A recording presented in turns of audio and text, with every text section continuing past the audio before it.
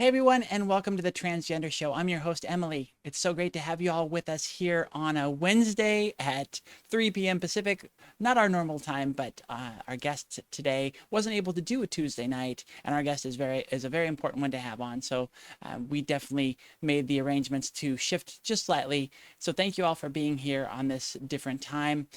My guest today is Naia Ōkami, aka the Wolf Girl. She's known from the famous internet meme, "On all levels except physical, I am a wolf."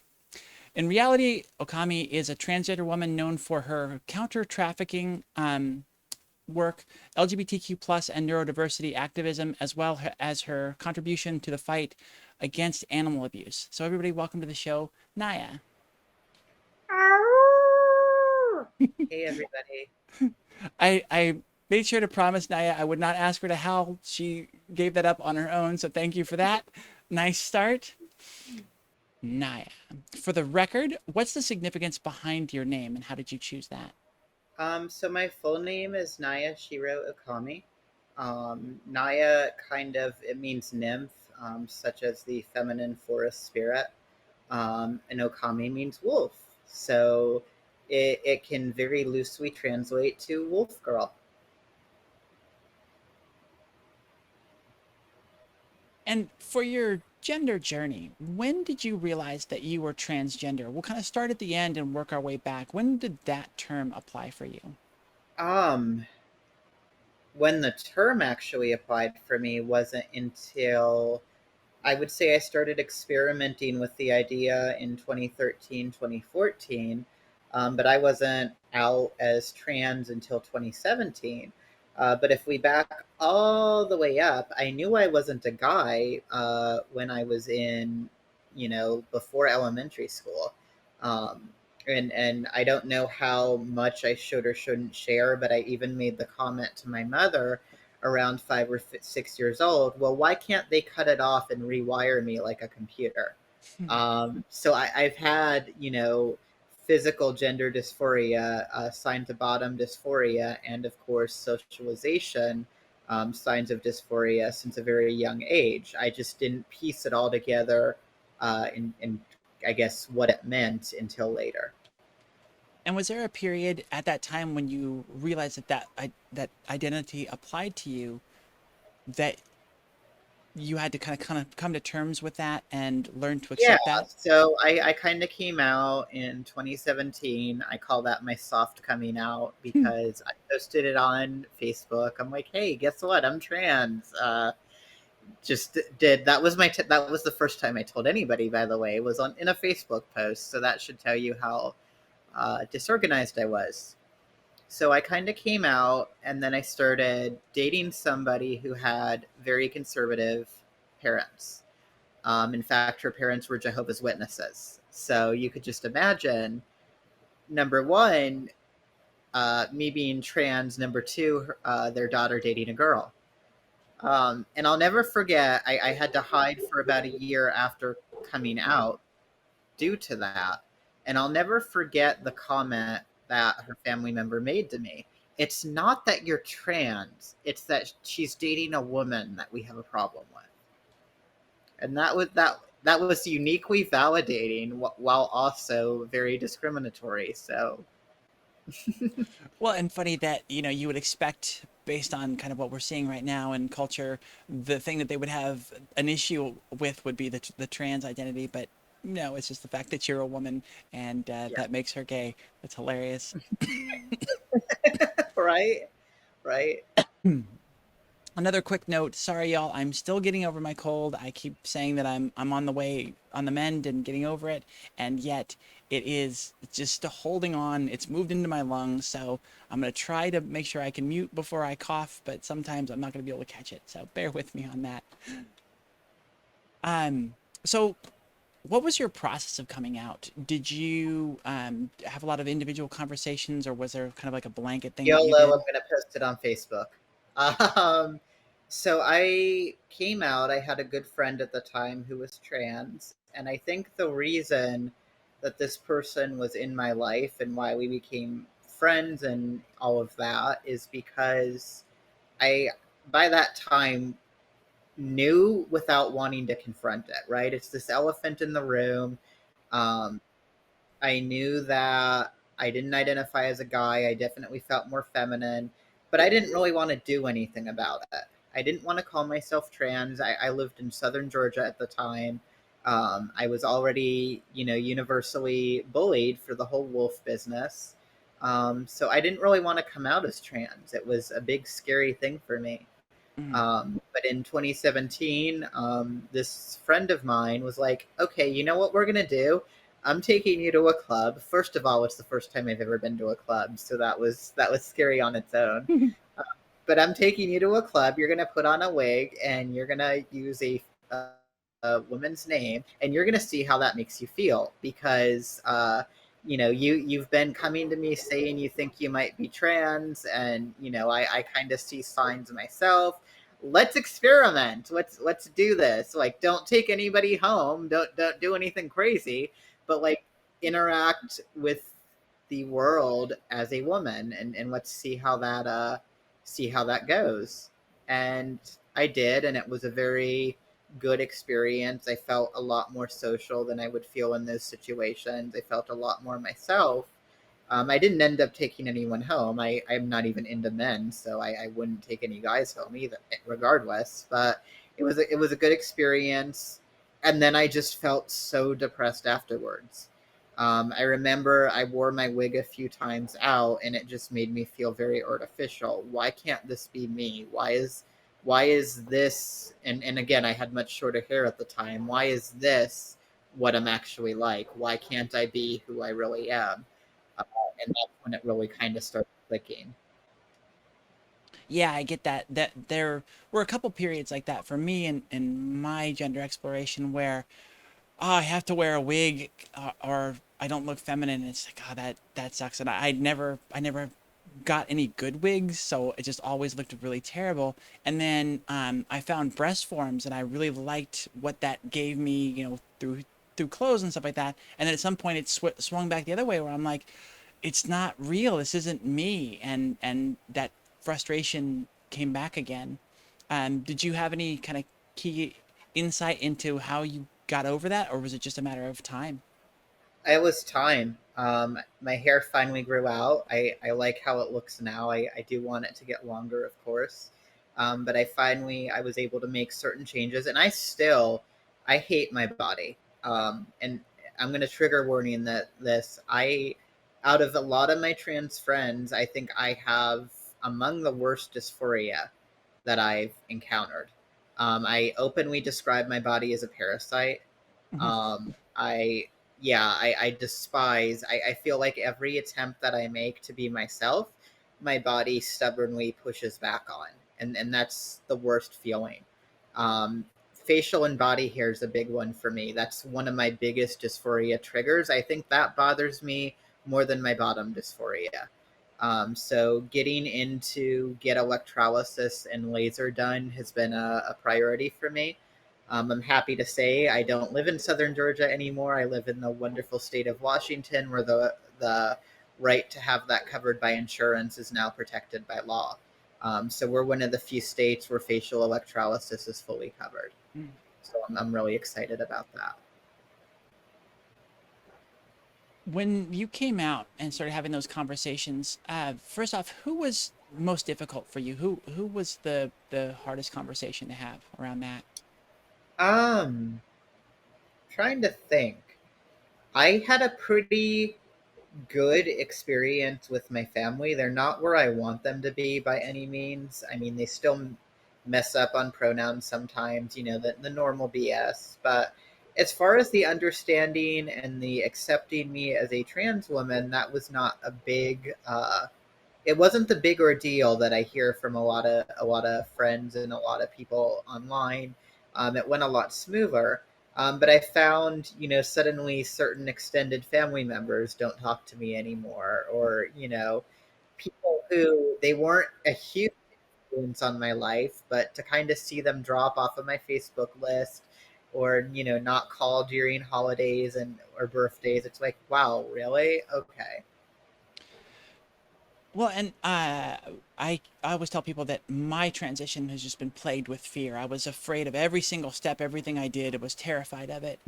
The one thing that was really comforting for me was to see that when I came out, the people that had a problem with it just sort of backed away and disappeared quietly. Yes. It wasn't the what I expected of like everyone like outwardly hating me and saying all this trash. Now, being visible online, you get a bunch of trolls and stuff doing just that, but not people you care about. So the people around you that you're really worried about, either they accept you or they just sort Or of back they away, and just it's fade like away. it's it's not a big struggle, and I love that. Was there? Yeah, I've kind of experienced the same thing. I have an aunt and an uncle who just kind of faded away, and the aunt I expected. I never liked her. I I don't like her as a person. I'm not Mhm. going to name her for privacy's sake. But this particular aunt, I mean, just if you think of the QAnon like crazy side of Trumpers, that's her. And I mean, I didn't like her before I came out. So for her to no longer, she would always call me for computer advice and stuff. So to not have that anymore was honestly kind of nice. Like, oh, cool. You don't want to associate with me. I've been trying to get you to not call me for I don't know how long. So awesome. I finally found the thing that was going to do it. Yay! I would have came out years ago if I knew it would get her to stop talking to me. Wonderful. On the opposite side of that, did you have anybody that supported you that you weren't expecting? Countless people. So my family's not very religious, which is a funny thing to say when I make the next statement. They're Catholic. So just combine those two terms, Catholic, not very religious, and you already have a. Are you serious, Naya? But yes, I am. Um, we have a priest, and I'm not going to name him for his privacy, fear of discipline, all that type of stuff. um, who I told both when I came out as trans and that I'm a therian. And he was super accepting and even went on this big conversation about how the institution of the church versus what he believes and versus what God is are two different. I mean, we completely different people. He's literally a priest, and then here I am, this pagan, whatever I am, completely having agreement on this. And he was very supportive, still is in contact with me, asked me how I'm doing all the time. Just a really nice guy, which I never would have thought, given his title and what he devoted his life to, that he would have been one of the bigger, what, there's nothing wrong with what you're doing, sort of people. Hmm. You mentioned the couple bits of body dysphoria that you have that you've struggled with. What other things have you struggled with in your journey, either internally or externally? Dysphoria has been a big one. Physical dysphoria, I think, is the biggest issue. Um, Employment in the South, not a problem here in Washington, but I got fired from my job when I lived in Georgia for being trans. And, they're never going to say it's for being trans, even though we don't have the strongest anti discrimination laws in Georgia. But, it's still an under the table sort of thing. It's still everybody knows that's why, but we're not going to talk about it thing. And I'll just briefly explain. I had the highest metrics of everybody in my locale, and they were doing layoffs for COVID. This was back in 2020. So if you're doing a layoff, and if you've ever been in any sort of management, you know this. You either lay off your newest people, or you lay off your underperformers. You don't lay off the person who's meeting all of your metrics and exceeding all of your metrics. So it was in the supervisor who hired me was a really good person and then got replaced, and you could just tell that this guy was uncomfortable with trans people, the Mhm. guy who replaced him. And then after that it was like, oh, surprise, surprise. Oh really, that's, I'm the one you're laying off. Well, if I log in and show you here, that's a really financially stupid decision. So, you know, you knew it was transphobia, even though it was never directly, well, I'm firing you because you make me uncomfy. Was that what prompted your move to Washington, or were there other factors involved in that as well? a lot of things prompted my move to Washington. The person I was dating at the time, the fact that the environment, just in general, politically and socially, is a lot more accepting. I do have a family member here in Washington who I was close to, so quite a few things sort of prompted that move. Um, and you know, like I said, I faced discrimination here, believe it or not, because I'm polyamorous, Hmm. and that's a lot more widely accepted here than it is other places, but it's still not legally protected here. And I got pulled into an HR office at a position that I had last year, and essentially told, "Hey, that's inappropriate sexual whatever whatever." I'm like, whoa, wait, what's inappropriate? The fact that I'm poly? Because as far as I know, I've never talked about it at work. I think I've made a reference to my two partners at maximum. You know what I mean? I don't talk about that type of thing at work, period. Mm-hmm. I think apparently my two partners was enough of a problem that I was let go for being inappropriate. And you know, that's all I said. And I knew it was poly related because the person who reported me just didn't like me. You know, you have those personality conflicts. I honestly don't even think he was transphobic. I think he just didn't like me and knew he could use that. And essentially, he told HR that I made a comment such as, "Oh yeah, I have two partners. I'm looking for a third." Well, first of all, I'm not into guys, so if that was the case, you definitely wouldn't be it.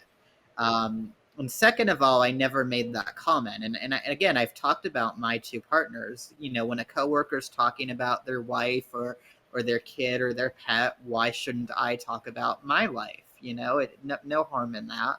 And it Mm-hmm. wasn't anything sexual. It was something along the line of, "Oh yeah, my two partners and I, we went out and had a nice, you know," and that got me in trouble. So it's a lot better here, but there's still work to do. What are some of the key fears that you struggled with through your journey, and how have you overcome those? Fears in what aspect? Um, I think I feared a lot in the South, a lot of violence. Mm-hmm. Um, I've had violence done towards me when I lived in the South, another reason prompting the move. I think my biggest fear, and I still haven't overcome it, is the legislation and judicial attacks against trans people. Stuff that's being said by Marjorie Taylor Greene, stuff that's being said by all of these people. Um, it's terrifying because these are people who have the ability to make life very difficult for us. And I'm not trying to transition Marjorie Taylor Greene's child. I don't even know her child. I don't know her. I don't care about her. So they seem to think that we're this entity that's trying to like recruit people, and I don't know what their fear is, but their fear and hate mongering really terrifies me. Mm-hmm.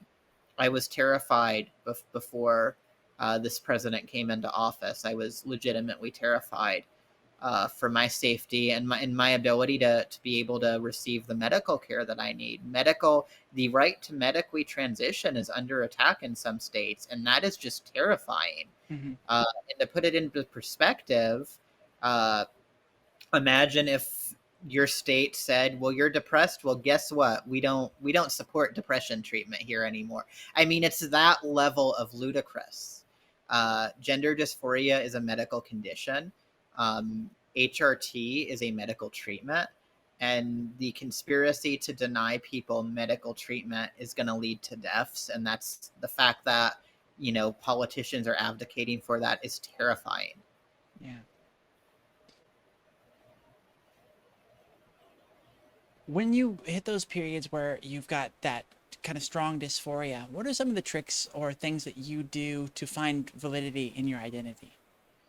Um, I'm proud of how I do my makeup. Some people make fun of me for it because I do it really thick. Like I love my eyeliner and I call it my wolf eyeliner. I think that the classic term for it is raccoon eyes, but I love it. It's a little cringy. It's early 2000s scene aesthetic, but that's me. And looking this way, it makes me confident about myself. So, doing my hair, doing my makeup, trying to look, nice. Not for you. You might be like, oh God, what is this thing from 2006? But personally, it makes me more happy with my appearance. So doing little things like that. I'm not wearing my full on. I have arm warmers that stretch off to here, but I really like wearing that when I have dysphoria from razor bumps and stuff because it hides it and kind of goes with my aesthetic. Little things that alleviate some of the discomfort. And you stack those little things up, and it really does help. I think when I was bullied in high school, um, my whole attitude towards it was very much, if you're gonna hate me for being me. I'm not gonna play the pretend and be a fakey person game. You're gonna get hate that way anyway. You know what I mean? I just kind of developed this, well, I'm gonna get hate no matter what I do, so I may as well get hate being me, even if it's not what other people want me to be. I the friends that I do have, the allies that I do have, the people in my life that I do have are the most genuine people you'll ever meet. And being what I am, I think I do repel a lot of people. I think a lot of people are like, what are you? Like, oh my gosh, like, what is this 2006 emo girl doing in 2022? Oh my gosh, she thinks she's a wolf. I think that does repel a lot of people, but I think the people that it repels are people that, even if I didn't present myself this way or didn't see myself this way, they're not people I'd want in my life anyway if they're willing to judge and be so hateful over something that doesn't affect them. Mm-hmm. It's like wearing bug spray. I'm repelling pests by being who I am. Mm-hmm. I had a sneezing attack right before that, so I muted myself and didn't get audio of that question. So I'm gonna go ahead and take it again real quick, just so we can edit it back in there. Let's see if I can get this. Let's see if I can do it as well as I had it before. Um, I- I've I've seen in a couple interviews you mentioned things that you've done in the past or are currently doing are cringy. How do you get by that in order to be yourself and be confident out there? That is a good enough word. Well, it's like I said, when I'm sorry. I got your audio. It was just mine was messed up. So I was just trying to take the questioning in so okay, the editors can okay, get I that in. thought you had to redo mine. I was like, what? No, thankfully your answer was perfect. It all worked, and I just messed up my part. So in the future I'll get better, and I'll do this at the end. But I figured might as well do it now. Um, let's see, what else did I want to talk about. Let's move this part on and get to the other fun stuff I want to talk about. So as we get to these last three questions, these are the kind of meaty ones here for your gender journey. Is there anything you feel like you've been able to accomplish because of your transition? I've been able to live as myself. I've been able to be happier. I've been able to be social. I was such an antisocial person before my transition because I just wasn't comfortable with myself and the way that I appeared to the world, etc. And I think transitioning has enabled me to put all of my aspects of my personality together and be who I am, um, in a way that's healthy and in a way that's fulfilling. And I don't think if I didn't transition, I don't think I would have had that. I think I've met some really cool people in the LGBT community who I would have never met if I wasn't in the community myself. Um, I think I've said it on my blog. Transitioning saved my life, but I also think it improved my quality of life. What do you feel is your favorite thing that you've learned, either about yourself or the world around you, through your transition? Um, for a while, I was going around saying I was gender neutral or I was gender fluid because I was so stuck on not a guy. But it took me forever to realize, but you are a girl. And I think when I actually came to that realization and started presenting the way that I saw myself and the way that I wanted to be perceived. I think that was probably the best. And as far as the world around me, I think realizing that as bad as the hate can get, it's not everybody, and that there are supportive and caring and kind people out there. Mhm. Let's talk just briefly here in this section about your therian identity. That was another Here it comes. that was another thing that where you had to come out, and you know, you mentioned before being bullied for it on a base level, just because I think people like to try and kind of lump those together. We'll talk in a little bit about your experience with Matt Walsh and him, you know, kind of using that as a way of attacking the trans community. What is the difference between being identifying as therian and being transgender? Well, for me, my experience as a therian is the result of abnormal psychology. I see myself as a wolf in certain ways, and I recognize that that is a very strange conclusion to make using the evidence that I make to base it. But it's the conclusion my mind makes regardless. And I'm the wolf girl. It's my aesthetic. It's part of who I am, right? So that's the wolf side. Is there a spiritual aspect of it to it for me? Absolutely. Is there meditation? Is there going out into the woods and doing transformative meditation as a wolf? Absolutely. But there's no transitioning into a wolf. There's no I hate being in a human body so much that I consider the body a parasite because it's not a wolf's body. The extremity of the dysphoria and the discomfort from being a therian and from being trans are on two completely different levels.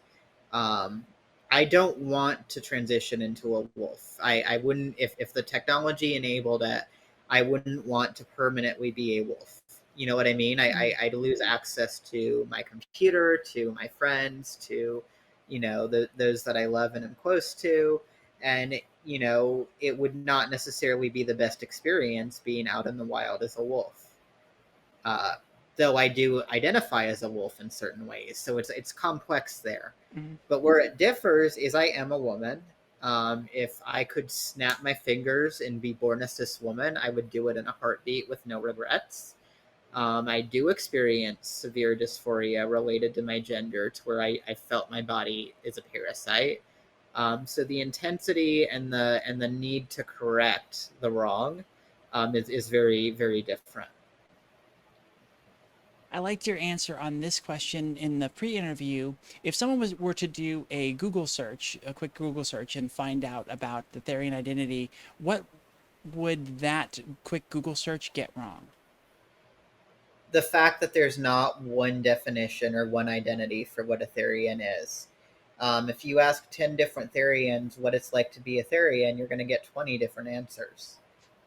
It's just not, there is no single definition. At its base, identifying as therian just means you see yourself as a non human animal in some way or another. And that's it. That way or another can vary from person to person, and to try and narrowly define it as definitions on Google do is just inappropriate. There's a lot, and even in the therian community, there's a ton of gatekeeping in the therian community. There's a ton of, you went on TV, you're bad, we don't like you. There's a ton of, oh, you identify for this reason. Well, that's not a good reason. There's just a ton of toxicity for a bunch of people who think they're animals, and who, supposedly want to sing Kumbaya in a forest. There's a lot of toxicity and judgment. Mhm. Um, and it's just, I'm a therian, don't get me wrong. I'm a wolf therian, but I distance myself from the therian community because of how I and how others who don't conform to the status quo have been treated. Mhm. Most of the people bullying me online, well, not most, but a large number of them are therians, and because they think that I'm cringy, or that, I do this or that differently, that means that they can make up stuff about me that isn't true, embellish stuff that is true, and kind of blow it out of proportion, and, and mount an all-out character attack. And for what? Because I'm a little different than you guys? Hmm. So yeah, it's a whole thing.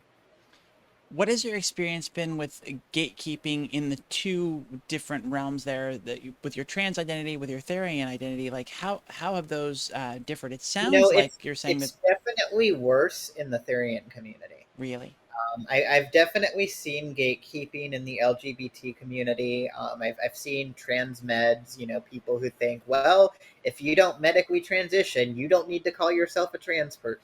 I've seen all of that in the trans community. In the therian community, it goes a step further, and instead of just trying to invalidate the identity, they'll attack the person if they disagree with the identity.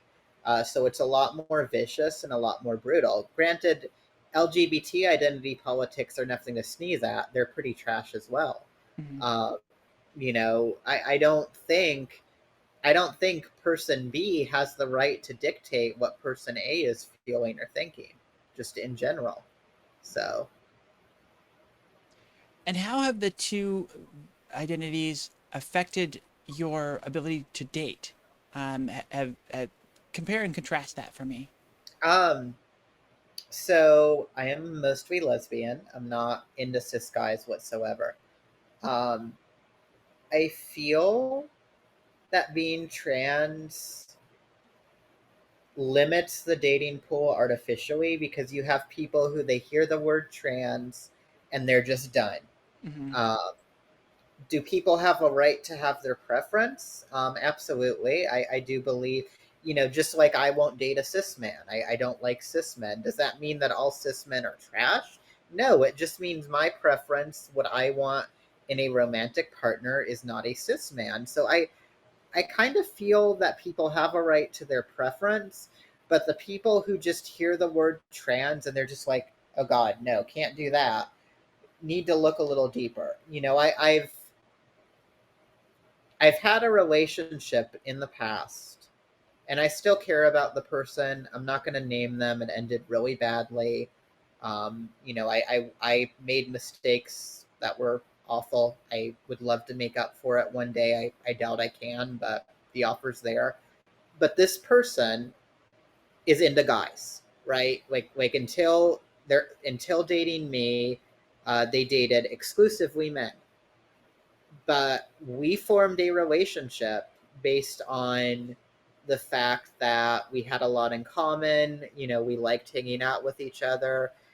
For a while, it was a very positive thing. So I feel like I've dated people who, how can I put this? Would not have dated a, she would probably not have dated a cis girl, probably wouldn't have dated another trans girl. So I feel like my way of dating, being somebody who's very demisexual, um, just starts on and I'm on a tangent here, but just starts on personal connection. I'm not really looking for physical attraction. I mean, I want it. I much prefer being attracted to my partner than not, but having that strong emotional connection, the way that I look for dates and the way that I form those connections isn't by swiping left or right. So I don't feel, in the grand scheme of things, being Therian or being trans in my way of dating has really affected things. People who are close to me are who I end up dating. And if you're not going to be close to me because of that, I don't really want you in my life anyway. I mean, same sort of philosophy. That was a tangential answer. I'm aware, but just that's how I am. I have to say what's on the mind. I can't just yes or no things. It's all good, especially since we've been moving through these very quickly. I'm gonna focus just very briefly here on visibility. You know, you have gained a lot of visibility on some of the interviews, a couple documentaries you've been part of. On the whole, has your visibility online helped or hurt you in your journey? How what? How has the visibility that you've attained online, how has that helped or hurt in your journey? Um, I think external influence helps and hurts in the way that external influence does. Um, a lot of my journey, especially early on, I lived in the South. I wasn't really exposed to other trans people. So a lot of it was a lot of self discovery alone. Mm. Um, so when I met other people in the community and became known online and kind of got to talk with other people, I think it's helped getting different perspectives and kind of balancing how I saw myself and how I saw things with sort of, how things are, I guess. And I'm sorry, I think I swallowed a piece of dust or something. That's why I'm kind of squinting and why I coughed back there. We're both coughing today. It's all good. Um, I'm highly allergic to the pollen and all of that. So like if a little particle gets, I'm like, oh God, no. what advice do you have to give to younger closeted trans folks out there? To what? Closeted? Young or closeted trans folks who are looking to transition, who are kind of at this precipice and looking at all of these things. What advice do you have for them? This is kind of depressing advice, but it's very necessary. Consider your operational security.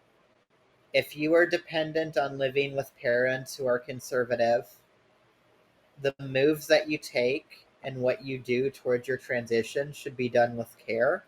Evaluate all of the possible outcomes, positive or negative, and make a decision that makes sense to you. For some people, I you can't wait 3 or 4 years until you're living somewhere else, and you take the risk, and gosh be darned, even if I'm homeless, I'm going to be myself. For other people, they'd rather, well, I'm going off to college in 2 years. I can do it all there. And then if my parents don't accept me, I'll be established in another state. I'll be, working, and I'll be fine. So just consider all of the risks and all of the benefits when you come out. Don't take it lightly. Don't, you know what I mean? Understand that it is a big process. Respect the process that it is and go through it in the way that makes sense for you. Well, thank you for that. Naia Ōkami, thank you so much for coming on the show and sharing your story and the things that you've gone through. We really appreciate it. No problem.